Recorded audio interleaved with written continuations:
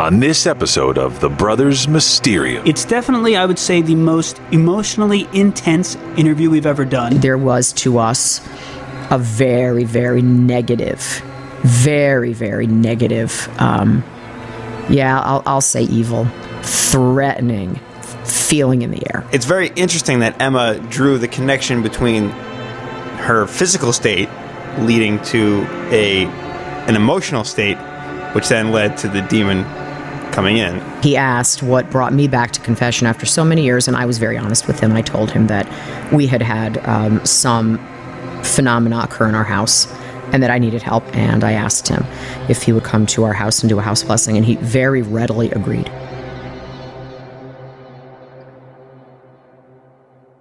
Hello and welcome to the #1 supernatural and paranormal podcast on the planet, The Brothers Mysterium. First off, if you have not yet, we ask you to rate and review us. Follow us on Instagram and Twitter at Mysterium Bros. And of course, go to facebook.com/The Brothers Mysterium or thebrothersmysterium.com for the latest and greatest. Now, this episode is a special episode, and it is special because it is a re-airing of an episode that originally debuted May 10th, 2017. It was the Season 2 finale, as well as the final episode of a haunted house series we were doing at the time, and it involved Emma and her home, where there were some demonic disturbances. Now, shortly after this episode came out, it was extremely popular. Some of our longtime listeners might remember it. Emma had called us and said, "Hey, I just sold the house, and there are rumors swirling around her small Connecticut town about her appearance on our show." People were talking about the Brothers Mysterium, no real surprise there, but they knew the name of the episode, the title of the episode, they knew the number of the episode, and they knew where to find it.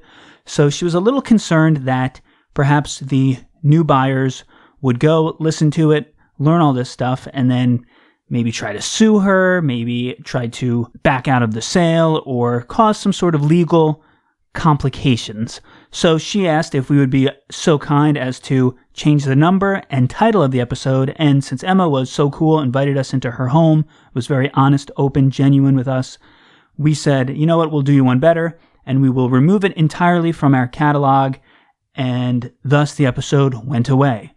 But it's been several years, the heat has died down, so to speak, so we think it is time, once again, to release this episode in its entirety. Now you're probably wondering, was Emma just being nervous and paranoid when she was worried about the buyers finding out that there had been some sort of paranormal activity in her home that she had not disclosed to them? Could they really do anything? Was she overreacting? Well, that's kind of a gray area, because every state has its own rules and regulations about what information must be disclosed to a buyer, as does every real estate agency sort of have their own protocol as to how to handle such situations. It falls under what is known in real estate as stigmatized property, and that is any property where someone might not want to buy it or rent it due to the fact that there are conditions outside of physical. So it's not like, oh, it's right up against a train track, so you hear the train blowing by every 10 minutes, or it's right along the highway, or that there's mold in the house, or the roof is dilapidated. No physical problems. It is stigmatized in another way. And some common stigmatizations of homes or properties are a criminal stigma, which is it used to be a drug den or a brothel, a chop shop, some sort of illegal activity took place there.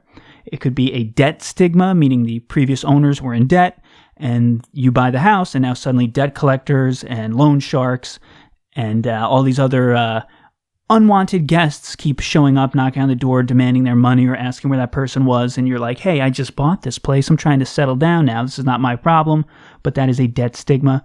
There are other types of stigmas. The most common one would be a murder-suicide stigma, where if there was a murder in the house or if someone committed suicide, certain states, again, it depends state to state, you do have to disclose that information, or you at least should. A lot of people will ask that. Has anybody died here? Was anybody killed here?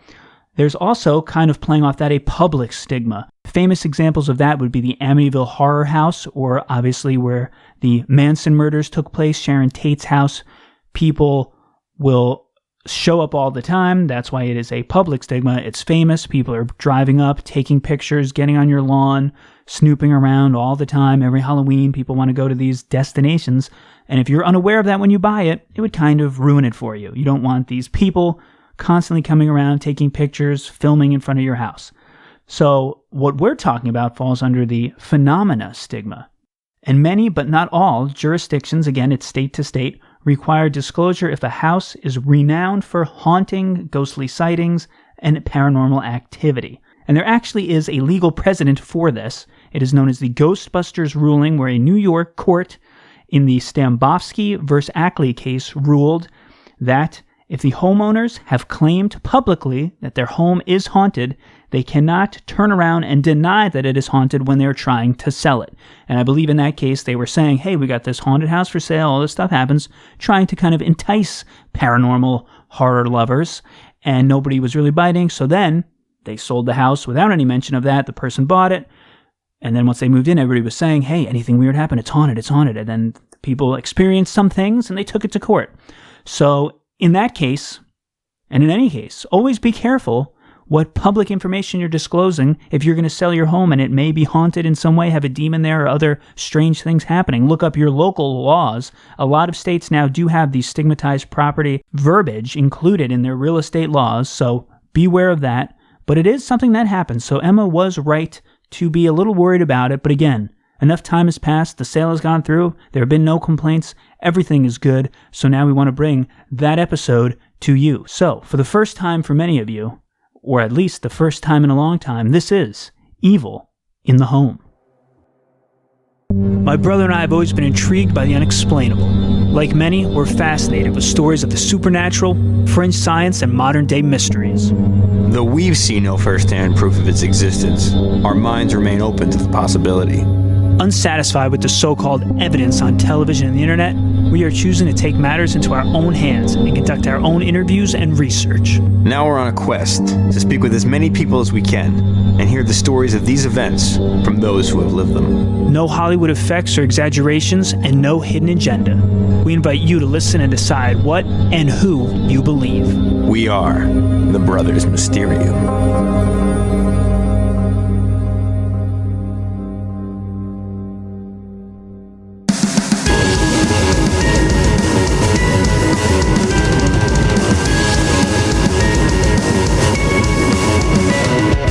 Hello, and welcome to the Brothers Mysterium. We are your hosts with the most when it comes to talking about ghosts. I'm Tommy, along with my brother Eric. Hey, yo. And this is going to be the Season 2 finale episode, closing out not only our Haunted House series, but the entire Season 2 of the show. We hope you've enjoyed it. And we're ending this with a special one.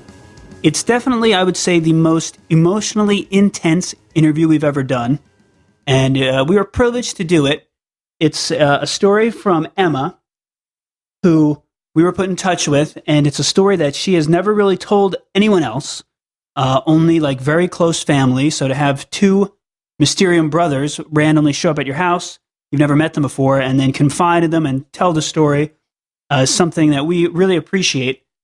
And we've promised her, in exchange for her, trusting us and sharing her experience, we would kind of give a message on her behalf. And she said there's two main reasons why she did this interview with us. The first was sort of like a PSA. She wanted people to know you're not alone out there. If you're going through something like this, don't feel like you're crazy, you're isolated, you can't talk about it, you're going insane, thing like, am I the only one who's ever had this? She wanted you to know you're not alone. Other people have experienced such things. And the second reason, her motivation for doing this, was so people can see what not to do, which basically is she kind of ignored this and made excuses for it and put off what was happening in her home and in her life for too long, and it started to get out of control. So she wanted to make it a point that people know what they should do and, more importantly, what they shouldn't do. So those are her two reasons for doing it. And again, it was an in-person interview. It was great. Whenever we can, we love to go to the place. Well, whenever we can, we love to speak to somebody face-to-face, but she actually brought us to the house where all of this activity took place. So it was pretty awesome to go there and hear her story. For sure. So let's not delay. because she has a lot to say. All right, hit play.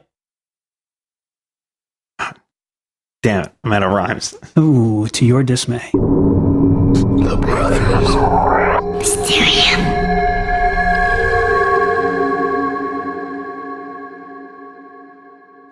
Oh, what human spirits are. Right. What motivates a human spirit to stick around. The earthbound spirit, how it can manifest using energy or... For this interview, Yeah. Eric and I traveled to a state that is pretty famous for its hauntings. Right. Connecticut. Right. And it's here that we met Emma. Hi, my name is Emma, and I'm middle-aged. I'm a school teacher, and I live in a suburban town in Connecticut. My husband and I have been married since 1987, and I've lived in this town my whole life, still live very close to where I grew up. Emma was raised in a Catholic family, but, like so many, her family's participation in religion was more or less just about going through the motions. My parents weren't heavily involved, but it was just understood in my family that we would go to church every week, and we were Catholic, and we were going to receive all the sacraments. But there wasn't a whole lot of thought and what I would call like deep faith behind it. It was a lot of do it because you're supposed to do it kind of thing. This type of lukewarm, cursory Catholicism carries on into Emma's adult life. Got married in the Catholic Church, did not practice Catholicism in my early years of marriage. Then my husband and I had 3 daughters, and I think when you have kids, you start to pay attention to that a little bit more because you're out of your concern for children and wanting to do as much as you can to raise them in a solid way. So I raised the girls in a Catholic way, much the way I was raised, and I regret that, just taking them to church, not really seeking a deeper meaning for it with them. They they received their sacraments, but it was dragging them through it toward the end there with confirmation. And along the way, they would ask, "Why are we doing this? Why are we doing this?" And I literally said to them years ago, if you are ever in a situation where something weird is happening in your house, who you gonna call? The Catholic Church.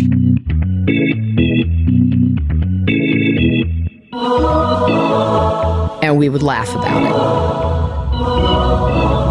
it. And little did we know that that very thing was going to end up happening down the road.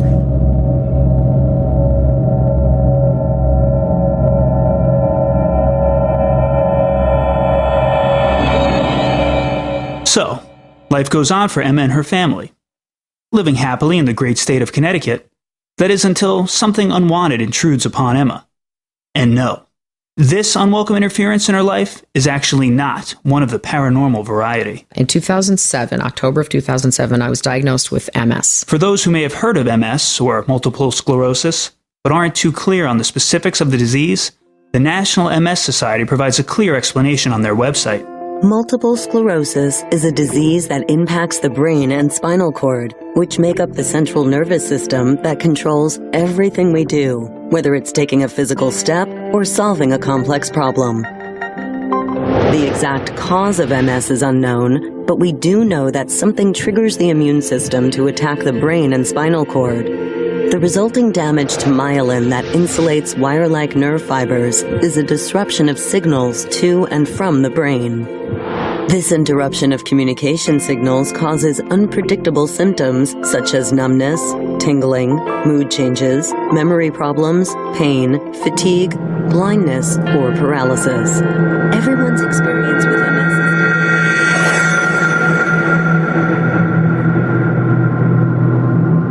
As some of us know all too well, it's circumstances like these that often cause one to reevaluate their views and beliefs about life and the world, even if only a little.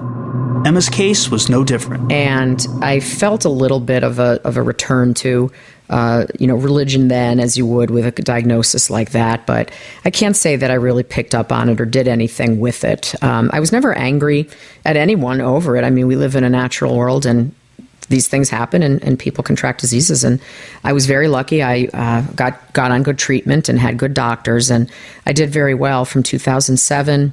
In 2010, I relapsed, also in the fall, which seemed odd. Maybe it's biorhythms. And got out of that, was okay, went on a different treatment, which was even better. But then because of some unforeseen complications, in the fall of 2012, I needed to come off that treatment. And almost a month to the day after I did, there was a washout period where I had to be on no treatment until I started a new one.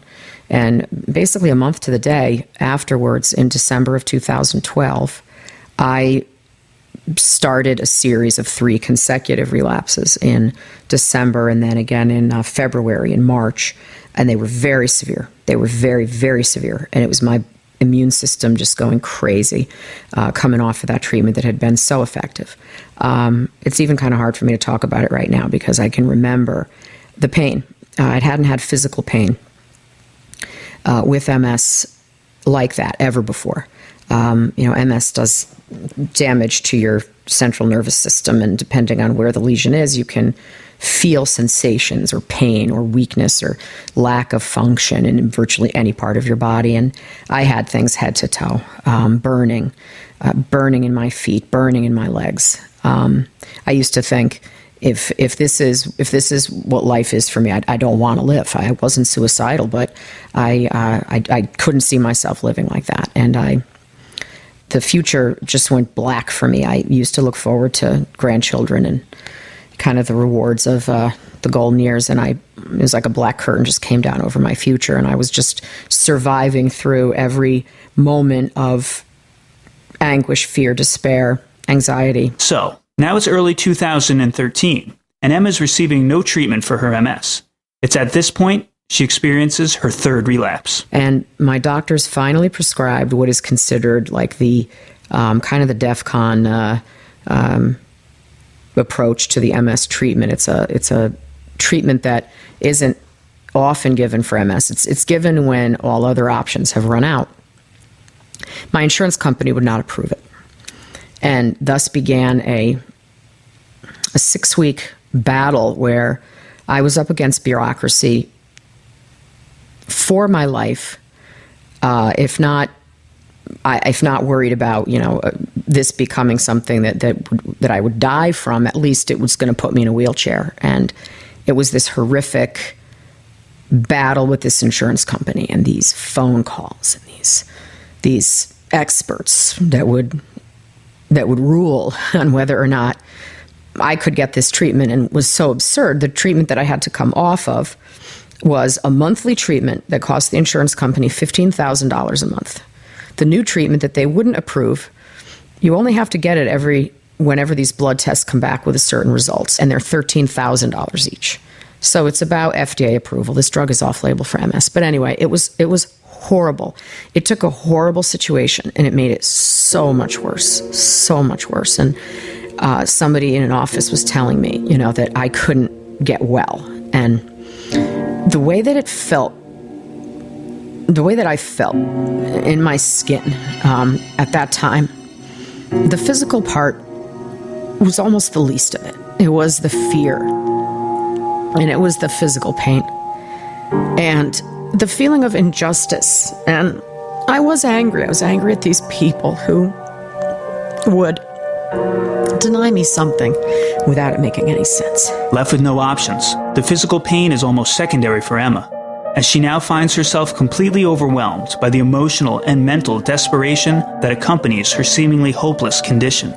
The energy around me that was a product of the fear, the despair, the anguish.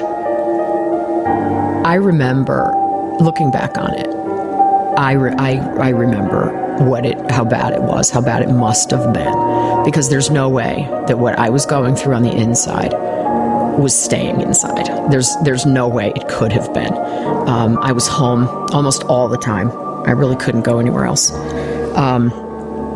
And so to be going through that, I'm sure it filled the house with energies that were not good. I certainly wasn't doing it on purpose, but it was happening. The complications in Emma's life now begin to manifest in a new way.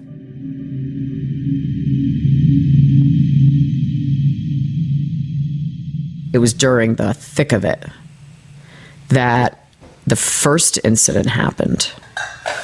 I was standing in my kitchen at the end of an island counter, doing something kitchen-y, and I was facing kind of down the length of the kitchen towards where our kitchen table is, and our youngest daughter was sitting facing me, having something to eat. And there was no kind of placemat or tablecloth or anything on the table. She had a bowl with some stew in it, and she had a butter knife and a spoon and a fork and a napkin on the table near her, and the spoon and the knife were on the table. I think she was maybe eating with the fork. And I wasn't looking at her, and all of a sudden,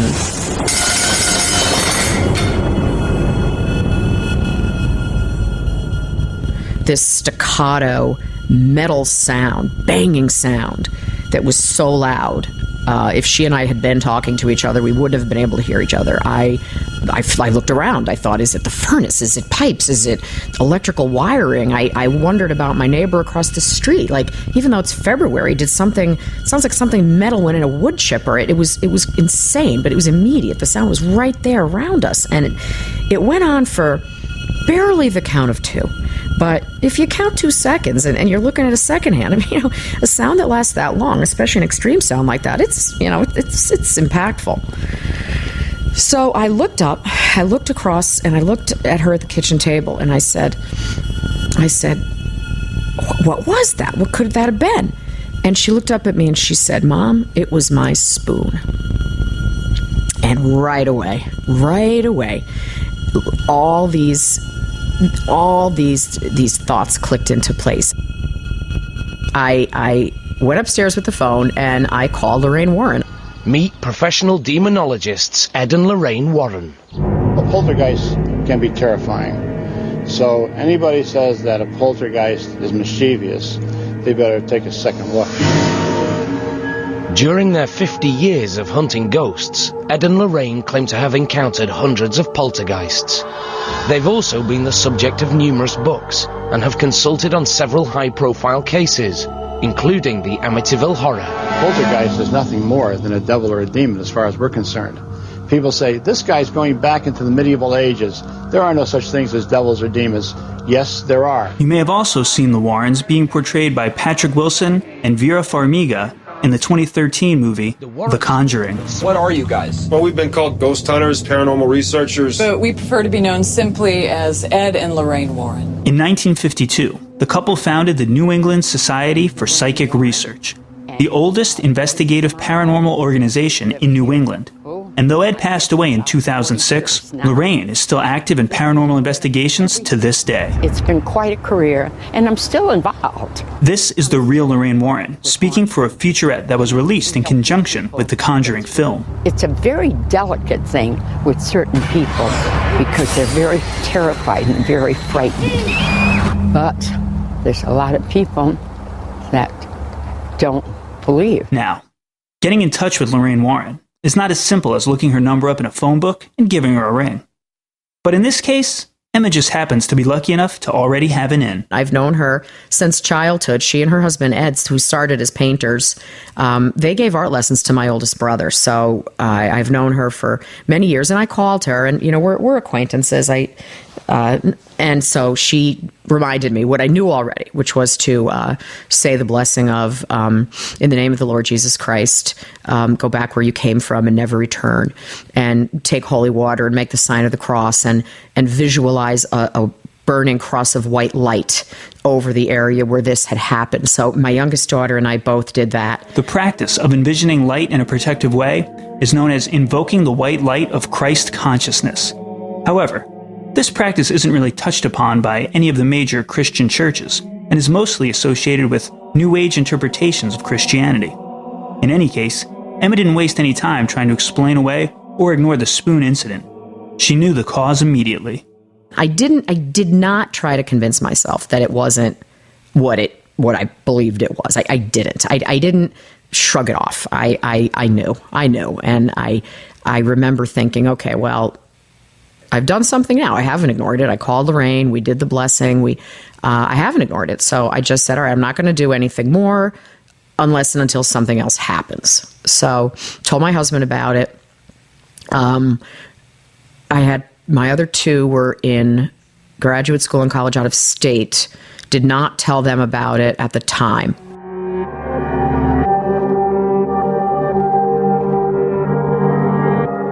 In spite of this supernatural occurrence, Emma is still fighting to get the treatment she needs for her multiple sclerosis. After deciding she has no other choice but to pay for it out of pocket, she meets a woman named Fran. And she's a insurance, the insurance worker, at the doctor's office and at the practice where I was trying to get this treatment. And I called her. She didn't know me. And when she heard that I was going to pay for this out of pocket because my insurance wouldn't do it, and I did pay for the first treatment out of pocket, she took on my situation like a crusade. And she spent 6 weeks fighting for me. She worked on this on weekends.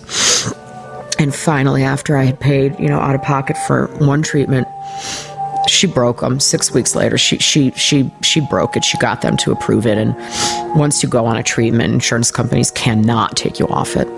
So I came through that with her help very, very well, very, very well physically. That treatment, as I felt that it would, has worked so well for me. And I've gotten past that relapse of 2013. A few months go by. I'm feeling better. It's all good. It's a regular July night. Emma and her husband are upstairs in their bedroom, while on the floor below, their middle daughter is hanging out in her bedroom. She had her laptop. She was doing stuff on her laptop. And my husband and I were getting ready for bed. It was about 10:30 at night. And all of a sudden, we heard her calling, crying out to us from that room. Mom, the bed is shaking. Mom! No! And I immediately connected the dots right back to the spoon and immediately said, okay, here we go. So my husband and I ran into that room, and she had jumped off the bed, clutching her laptop, and she was standing looking down at where she had been lying. Nothing was happening anymore. She said it lasted for maybe about a second or two, but it was the whole bed shaking. She had just spent her freshman year of college out in California, in Southern California, and she'd experienced an earthquake where she was in bed in her dorm room, and she said it was just like that. And there were we can have earthquakes around here too, but we didn't. It was not that. And you didn't feel nothing. It's not like a one-room earthquake. No. It was. We didn't feel anything. Right. We didn't feel anything. But it's funny because when my husband and I went in there, we compared notes later on. I didn't stay in there long. I wanted to follow her out of the room and comfort her. And he and I stood at the foot of this bed, and the air in the room, the air pressure was different. It was heavier.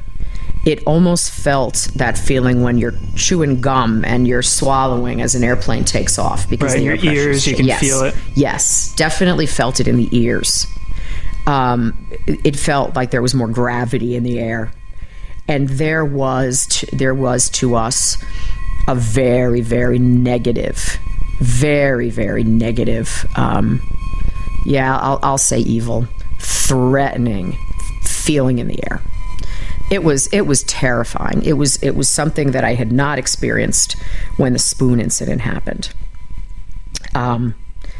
So we were all very shaken up. My husband's he's a very solid guy. He believes in these things. He's had experiences himself throughout his life. Never here and not in recent years, but we're all believers. And he ended up sleeping in that room that night. He wanted to just make sure. He wasn't challenging anything, but he wanted to be there in case anything else was going to happen. Right. That's also very interesting, just because usually we find the husband is the one who will say, I don't believe this, you're overreacting, you felt it, and we'll kind of say that for the first 5 or 10 incidents until finally he sees it himself or something happens, and then he goes, oh crap. Right. And at that point, it's, you're at that deep point, into it. You've got a deep infestation. Yeah.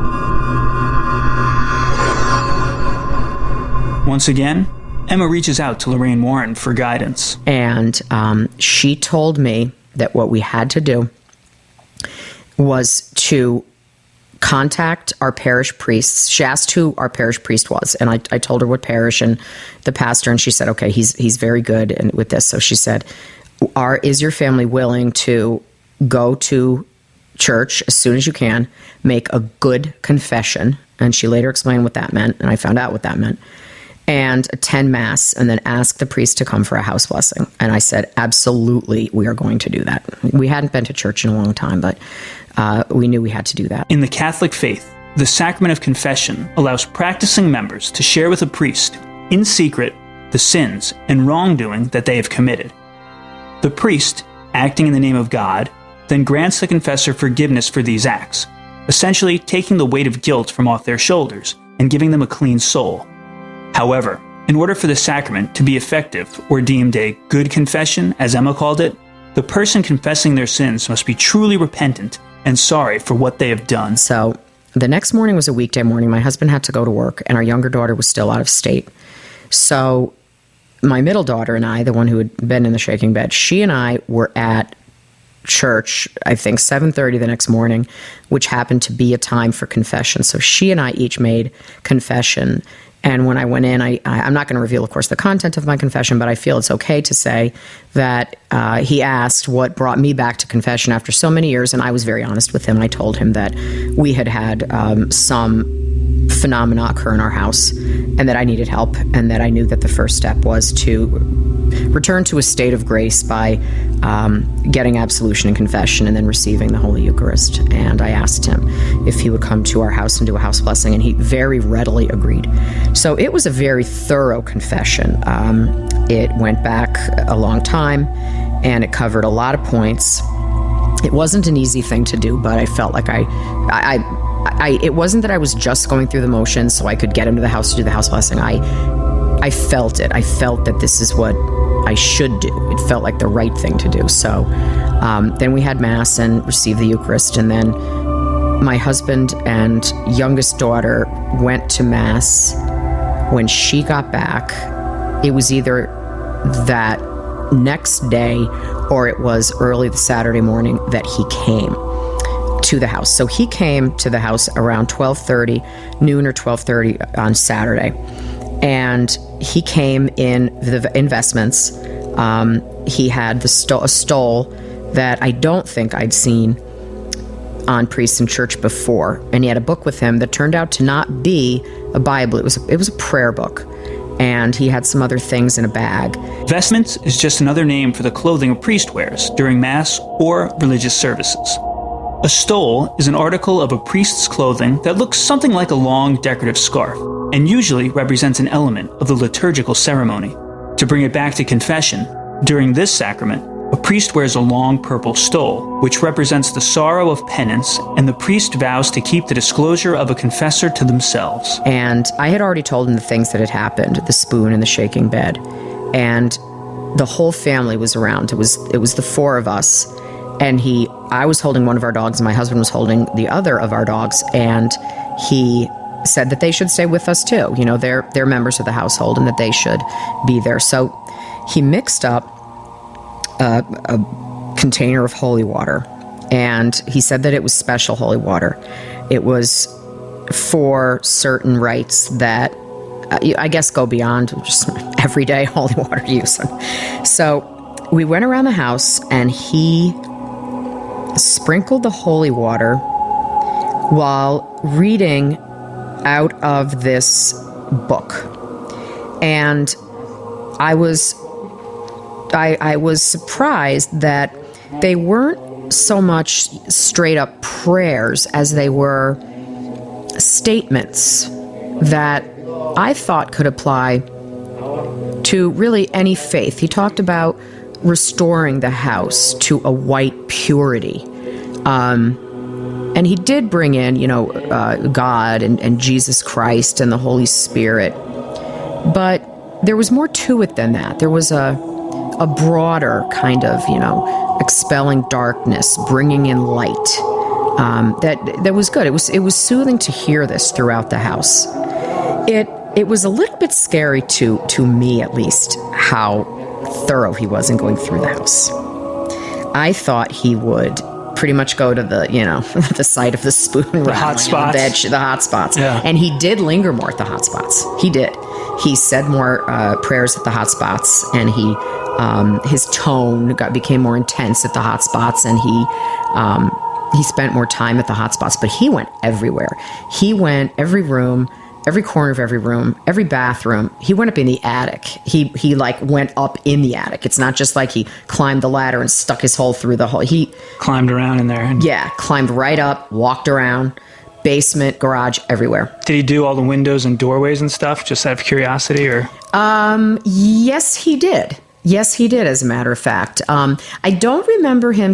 Oh, yes, he did. Doorways for sure. Front door, back door. Right. Door between the basement and the garage. Those are the only three actual entrances or exits. He didn't stop at individual windows, but you're absolutely right. He did. Doors.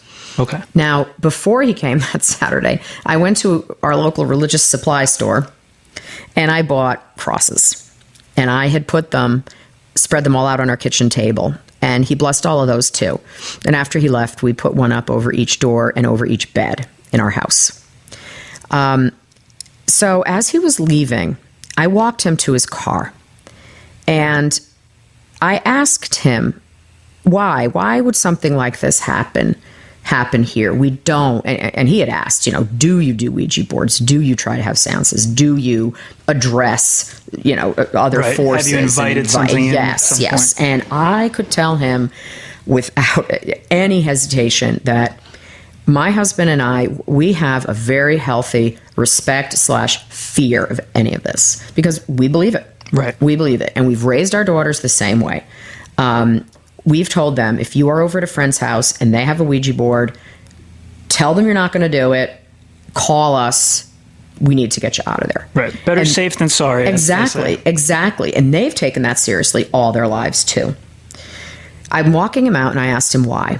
And he said that evil's always trying to find a way in. And that God is a gentleman. God waits to be invited into your life, right. But that the demonic is not. And he told me that there were way more incidents in our area, in our town too, specifically, than people know about. He said he had been working with a family close to our house that had much more severe phenomena going on because they had not done what I did. Right.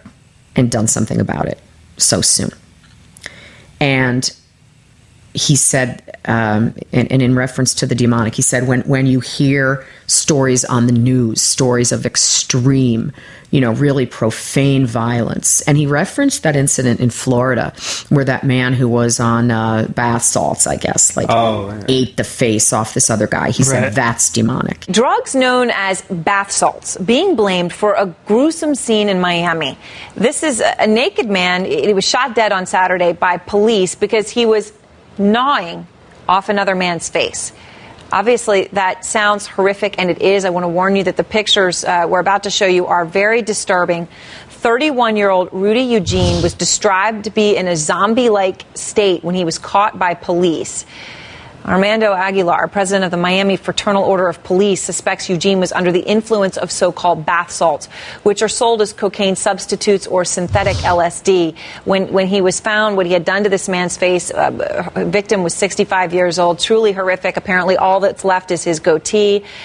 His eyeballs were gone, his face. It is unbelievable. When you hear about things like that, that's demonic. And then he looked at me and he said, what happened in Newtown? That was demonic. Right here in Newtown, Connecticut, the site today of a mass shooting, and this time gunfire aimed at elementary school children.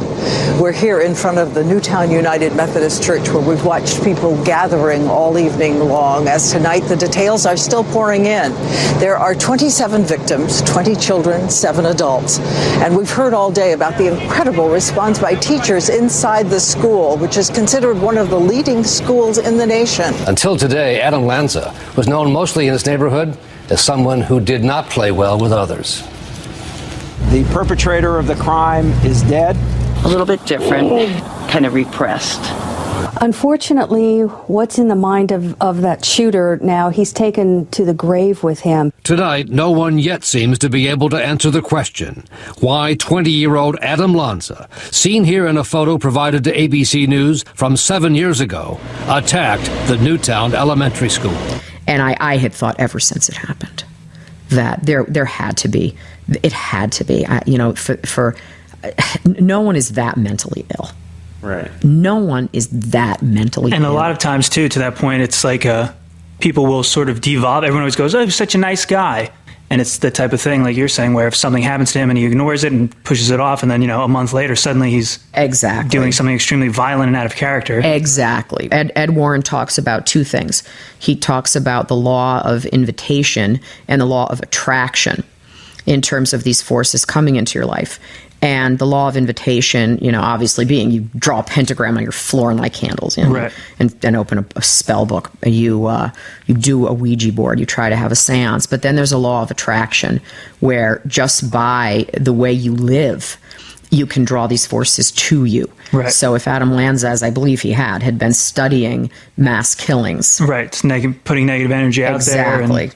Violent thoughts, and then it pulls in. Yeah, so he would have started an infestation that way, right? Which then progressed to an oppression, and then to a possession state, which I believe he most likely was in when he went to that school that day. So had that interesting conversation with that priest. Thanked him so much, and then for a while after that, I did attend Mass regularly, and I remember saying to my family, I feel like I went and banged on the doors of someone's house to save my family, and they came to my house, and they did, and then I ignored them and pretended like I never knew them. And that's why I was attending regularly then. I was very grateful, and it wasn't even that I felt like I owed.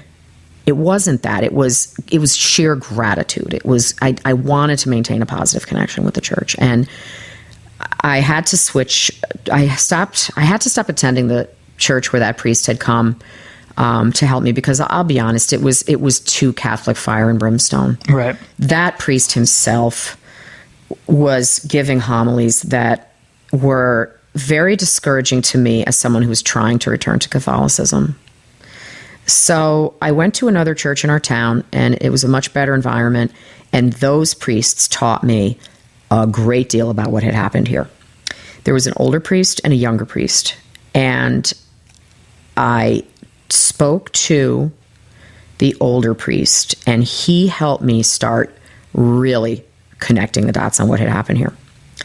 First, he asked me if we did anything around here, like Ouija boards and the like, and I said, absolutely not, never. Then he asked if we had ever found any objects around the house that could have, indicate that there had been activity ever at this house.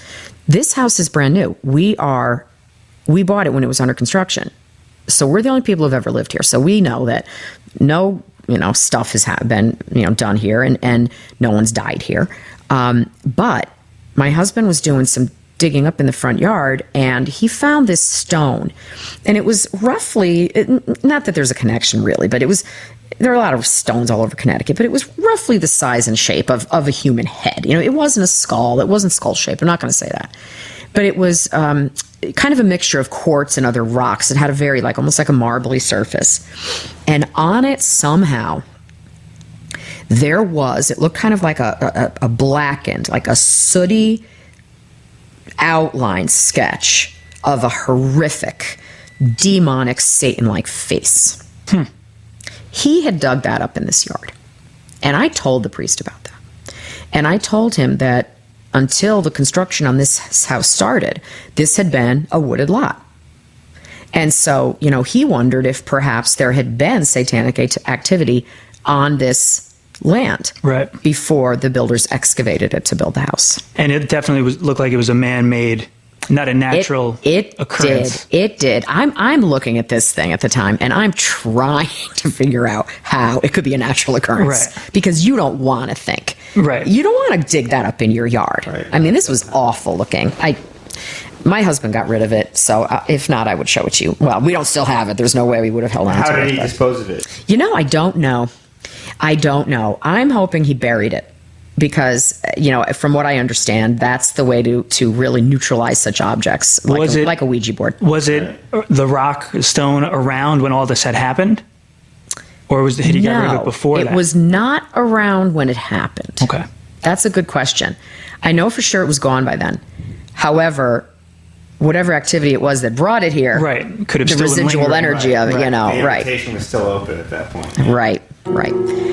So he was helpful. He asked about that. And then I told him about my illness and about how I had lived in such a state of intense fear, despair, anxiety, and how God really had not been a part of my life at that time. I just, it's not that I didn't want him to. That's just not where I was at that point. I didn't have it to draw on, and that was my limitation. I know God would have been there for me. I remember praying, but I wasn't. I was so absorbed in my own pain, fear, despair that it just wasn't there for me at the time. I didn't let it be. And when I explained to him the intensity of my life at that time, he seemed to feel right away that I had answered it myself. That he said that those intense levels of fear, anxiety, despair are exactly what the demonic feeds on, and that the demonic is drawn to it, and that it can open up a door. And so I'm quite sure that according to my beliefs, that is what happened here. That is absolutely what happened here.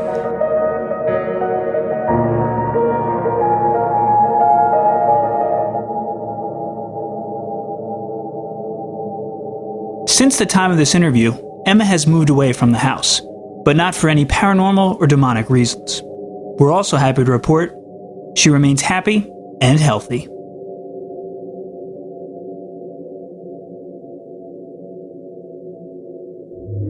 The brothers Mysterium.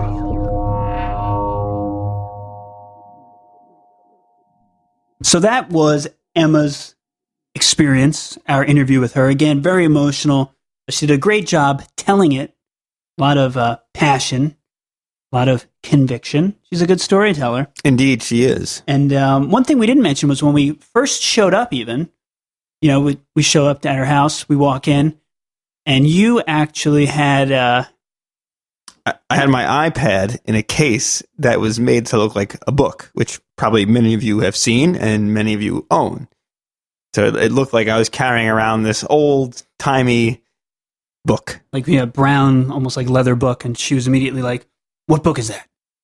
We were like, "Oh, it's just an iPad." She's like, "Okay, I want to make sure you guys weren't bringing in anything weird." Yeah. And then she was like, "Well, do you want to go to a diner somewhere to do this? Where do you want to talk to me?" And we were like, "Oh, well, we got all these mics, the computer, all this equipment. We were hoping we could do it here." And she was a little hesitant at first, which is understandable because... She said straight out at one point she didn't want to, right? Initially, yeah. Yeah. But I'm very persuasive and assured her nothing would happen. And obviously, she was hesitant to, because you don't want to sit there, talk about all this stuff, and then have something happen. And one other detail was that she had her husband go around and bless the house right before we started. With holy water. Yes. But then she did sit down and conduct the interview with us, and she was obviously very, very honest, very open. And then the whole time I was worried that suddenly something would happen, like something not even paranormal, but just like a book would fall or something. And then she would say, "We got to stop this," and kick us out basically. Or I was afraid when we left, the next day I'd get a text like, "Listen, this happened. You guys brought a demon back." Luckily, none of that happened. Nope. Haven't heard from Emma since. No.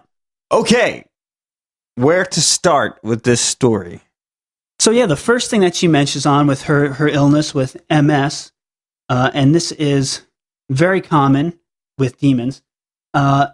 She touched upon a lot. She did a lot of research. She was very knowledgeable in the paranormal as well, and she talked about human versus inhuman spirits and how human spirits need to be around people, and that's one of the theories as to why they're hanging around your house. They're reaching out to you. They're trying to make contact with humans, and how inhuman spirits or demons, they want to be a part of your life. They kind of want to screw with you.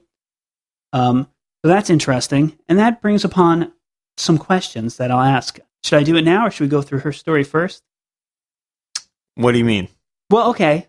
Let me just say. So I always wonder. So if you say a demon is real, Right. Are you then also saying that then angels are real? Oh, this goes back to then your almost like which religion can it be? Not necessarily it's a religion, but like, so if there are demons, are there angels?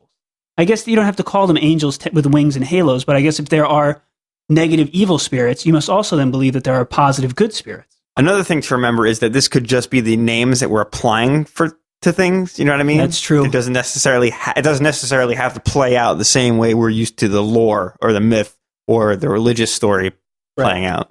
And that also plays into, like, a lot of times demons. First of all, when you think demons, a lot of people think purely possession, as in there's a demon in you. They don't think of a demon as haunting or inhabiting your house. Right. And also, just historically, demons and possessions, a lot of the time it's mental illness, it was seizures, epilepsy, stuff like that. Modern day times now, in this case, it wasn't that type of internal struggle where she felt like a demon was in her, but she had said, like, she was feeling anguish, fear, despair, anxiety, all these negative emotions. And as she touched on the law of attraction, not the law of invitation, which is a Ouija board or a seance, or anytime you're invoking intentionally a spirit, good or bad, an evil spirit could enter. In this case, it was most likely all of these negative emotions, her mental state of just living in fear and fearing of the future and what's her life going to be like, and she's in a very low point in her life, could have attracted this evil spirit into their house. And the first real sign of that, obviously, was this spoon shaking incident with her youngest daughter. Yeah. What are your thoughts on the spoon shake? Okay, Emma she heard it. So it is. She was in the kitchen. It was happened right behind her. She didn't get to really witness it. It is first person. She still heard it. I have no explanation for that. Yeah, it's crazy. I mean, she describes the noise very well. Yeah, where she says it's like a KitchenAid turned on, or even, But the thing I like about the spoon story and then the later bed incident, which we'll cover, is the subtlety of it. It's almost more realistic in a way. You know what I'm saying? Right, yeah, that it wasn't... The walls didn't start bleeding. Right, it's not a Hollywood over-the-top theatrical... Right, her daughter's head didn't spin around. Right. And just touching back on that, negative times in your life, you can invite in these spirits, evil spirits, demons, whatever you want to call them, because they can feed on this darkness, this hopelessness that you have. And I've never heard of, like, a really happy, chipper person being like, everything's great, life is beautiful, and all of a sudden a demon attacked me or something. So yeah, that does fall into... line with what we know. So after the spoon, Emma contacts her family friend. She just happens to be friends with the very famous or infamous Warrens, Ed and Lorraine. Right. If you're not familiar with them, they are sort of probably the forefathers of demon hunting in modern times. They're very famous. They are also under somewhat scrutiny for their methods and blurring the truth, but there's controversy that surrounds them. Yes, they have a lot of books, a lot of movies are out about them. One just came out where they're in it, The Conjuring. I believe so. I haven't seen it, but I'm going to watch it. I have not seen it either. We've actually reached out. Ed Warren has passed away. I've reached out to Lorraine and her people, and they have a museum, and I'd love to interview her. We have not heard anything back, but I will continue to follow up and harass them and haunt her in my own way. Ooh. Get her on the show. But this again kind of brought up religion, where her advice was, say this prayer, picture a white burning cross of light, and it kind of went back into the Catholicism aspect of it. Definitely, because the Warrens are Roman Catholics, like very strictly. So that's their go-to. You know what I mean? Yes. And then the next incident that happens is the bed shaking, which is obviously a lot more prominent than just a spoon moving. A bed is much larger, it's bigger. Yeah, she said she would show us the bed, but we never actually got a chance to see it. But I'll take her word for it that it was a pretty large bed. Yeah, and the daughter had actually just been through an earthquake, and she said it felt just like that earthquake. That was interesting, I thought. Yeah, she had a reference to it. Because it could have been that maybe she had a nightmare, and she was thinking back to the earthquake. Oh, maybe, or even we've talked about like sleep paralysis, how there are vibrations connected with it and stuff. True. Again, Emma didn't witness that firsthand, but she did hear the screams. But to kind of counteract your point, if this was in her head, Emma and her husband came into the room and said they felt this like heavy air pressure. They said that she actually used the word terrifying. She said there was a real threatening vibe in the room. An evil atmosphere. So that lends... yeah, that's true. Something, if she just had a nightmare, usually you'd be like, hey, just go back to sleep. But it was so bad that they actually said, you don't go in the room. And the husband, they brought the daughter out, and the husband actually spent the night in there just kind of to monitor things. And then Emma, who wasn't really having a crisis of faith or anything, but had sort of she veered, left the church for a while, went back to mass, did confession, and then invited a priest over for a house blessing, which was kind of your standard blessing. I thought it was interesting because she said he had like a book, not a Bible, kind of not even a prayer book, it was more statements, but she said it was almost like any faith. It was more about lightness, like and an darkness, to it. right? Yeah. Then it wasn't. It wasn't. Bible quotes. It wasn't. She said there were references to Jesus and God too. Some, but it was interesting to me that she pointed out, because I've said before, right, throughout this whole series of shows we've done in these houses, how these things are usually, it's like you pick your religion and that's what'll throw it out. So it was interesting that she kind of noted on her own, like, well, it kind of would almost work for any faith. It would be pretty sweet if we could get a bunch of demons and then have a game show where the person has to come in and guess which religion would exorcise the demon. Like a blind date show where the person's there and there's 3 demons on the other side of the curtain. You have to say, demon number 1. Demon number 1. Do you believe in the Kabbalah? Who is your favorite apostle? And then he also did a very common thing, which is blessing all of the doorways and the windows. The entry points always seem to be key places to make sure that they're blessed or protected when purging a place of evil spirits. Or any point of entry, right? She said that they had a bunch of crosses that were blessed. Holy water was used. And then another interesting aspect of it is sort of the history of the land and the property, where she says that at one point her husband had found this rock that had a demonic-looking face, an unnatural, so not a natural occurrence, I've asked, obviously, kind of like an etching or like smudged into it, which is, again, I mean, we don't know if there were demonic instances there. We don't know if there were rituals going on. And she said it was woods before they lived there, so who knows what could have happened. But it's interesting because it ties into cursed objects and things that maybe hold power in the land. The thing that didn't make sense to me was the fact that she said they had found this thing, dug it up, and then she told her husband to get rid of it, and then she said, I hope he buried it, because that's how you neutralize it. But that couldn't have been what caused everything to happen then, because it was buried the entire time. If burying it does neutralize it. Yeah. If it was connected at all. Again, that's sort of a leap there. Even she said, she's like, I don't know if it was connected. So I did some research on other similar instances of demons or these very evil, inhuman spirits coming through houses. And they said that it's usually a slow escalation, and it starts with things like scratching sounds in the walls, objects shaking, moving, being thrown about, photos falling off the wall, a lot of times religious photos, if you have pictures of Jesus, or crosses or statues will be knocked over, beds shaking, and then it will become harm to people, where scratches on people, people actually being hurt, bruises, choked, whatever. So, I mean, they had the shaking of the bed, which is very common, as well as the spoon moving. So it seems to me like, as Emma said, she kind of put it out of her mind. Right. And then it happened again. And then she went into mama bear mode and said, I got to protect my family and my daughters here. Which could have been a very proactive move. Yes. Because it could have gotten much worse. Exactly. And that's what I was going to say. It seems like as these steps of escalation begin, it seems like it was definitely leading down the road for something worse.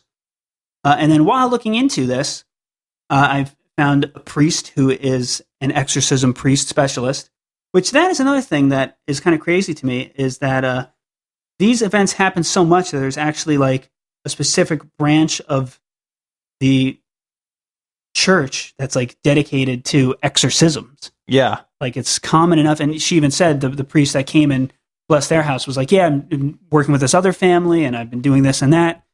So it might be more common than you think, but Father Lambert says that he uses a 4-point checklist, which he calls parlor tricks of the demon, to determine a satanic possession. And these are basically, 1, if someone's speaking a language unknown to the individual. 2, strength beyond a normal capacity of a person. 3, knowledge of things that should be unknown by the person, such as naming sins of the priest or others who are present and knowing things about them. And 4, an aversion to sacred things, like a Bible, a crucifix, holy water, etc. Now, in this instance, the sacred things worked. It drove away this demon. Again, there was no physical possession, but who knows if that, I mean, it seems like it sort of had its sights on the youngest daughter, so who knows what could have happened if Emma wasn't so quick to bring a priest in and try to nip this in the bud. It's very interesting that Emma drew the connection between her physical state leading to an emotional state, which then led to the demon coming in. And that was, she expressed that that's the message she wants people to get away from this whole thing, or take away from this whole thing, is that you're not alone in these situations, and that you have to keep yourself, upbeat. There's always light at the end of the tunnel. That is true. Keep it positive.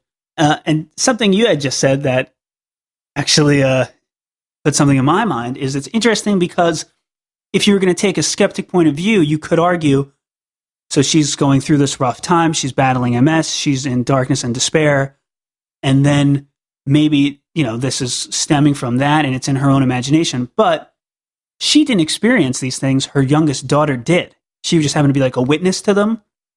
So it's not like she was manifesting it. If she said, I saw a demon, Right. I did this, then you could say, well, your emotional state, you were at such a low point. Right, right. So if somebody was going to try to kind of counter-argue that, like, oh, she was just in a bad spot, she was probably hallucinating. Or, side effect of her treatment. or Right, something, exactly. So it's interesting that she was not the center of all this. It was her youngest daughter, just as sort of a counterpoint. But yeah, as you said, basically she just wanted to get her message out there that you got to stay positive. You can't let these negative feelings overtake you. Not only is it unhealthy for you and your loved ones, but it is, as she called it, the law of attraction, where, negativity breeds negativity, but positivity will bring in positivity. So keep it positive, keep your head up no matter what struggles you're going through. And I think maybe that's probably her biggest message. If not also, don't delay. She, I think, didn't delay too much. I mean, obviously, she said it was scary that the spoon thing and the bed thing happened.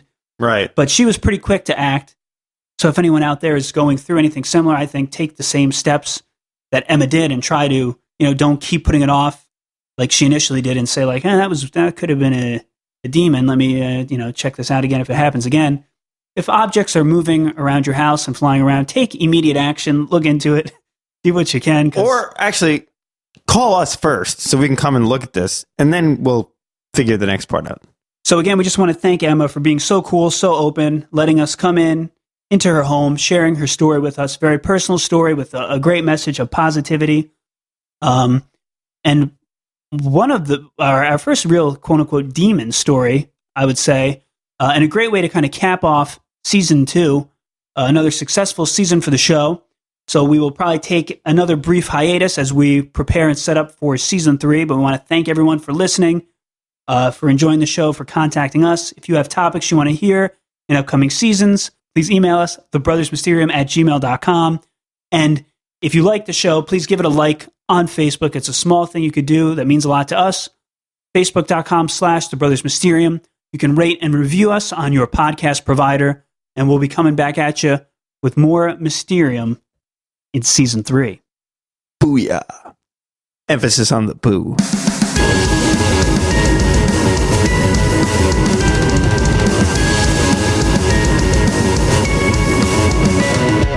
The clip on What is MS comes from the National MS Society, www.nationalmssociety.org. The descriptive Ed and Lorraine Warren clip comes from Bravo's The World's Scariest Ghosts Caught on Tape. The Conjuring Ed and Lorraine Warren clip comes from the 2013 film The Conjuring, produced by New Line Cinema, The Safran Company, and Evergreen Media Group, distributed by Warner Bros. Pictures. The Bath Salt clip comes from CNN, and the Adam Lanza clip is from ABC News. And of course, the Ghostbusters theme song by Ray Park Jr. We are going to take a break as we set up season 3, but while we're gone, you can help us out by rating and reviewing this podcast on whatever podcast provider you prefer. If you have any topics, subjects, stories you want to share with us, you can email us at thebrothersmysterium@gmail.com, or find us on Instagram and Twitter at Mysterium Bros. You can also go to thebrothersmysterium.com, our home base, as it were. We're on YouTube, youtube.com/thebrothersmysterium, and you can hit us up and like us on Facebook, facebook.com/thebrothersmysterium.